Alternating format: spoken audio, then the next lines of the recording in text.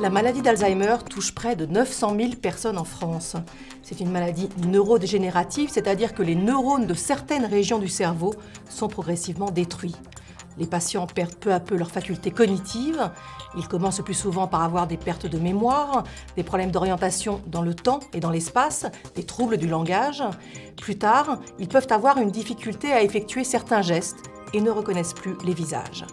Les symptômes évoluent de manière irréversible vers une perte d'autonomie, d'abord cognitive, puis physique. Le professeur Hervé Schneeweiss fait le point pour nous sur les mécanismes en cause et les pistes de recherche. On sait qu'au centre de la maladie, il y a l'agrégation de deux protéines. Comment ces agrégats se forment, comment ces agrégats sont toxiques pour les neurones, reste encore la question à résoudre.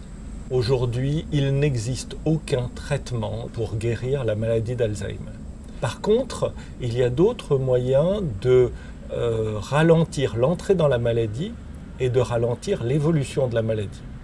C'est d'une part de prévenir les maladies cardiovasculaires, en particulier l'hypertension, et puis un grand moyen, très important aujourd'hui, c'est d'améliorer sa réserve cognitive, c'est-à-dire d'avoir le plus haut niveau d'études possible et d'avoir le plus haut niveau d'entraînement à des jeux cognitifs. Il y a de nombreux travaux, et à très grande échelle, qui cherchent à lutter contre la formation des agrégats par différents moyens, soit avec des molécules chimiques, soit avec des anticorps qu'on appelle des anticorps monoclonaux.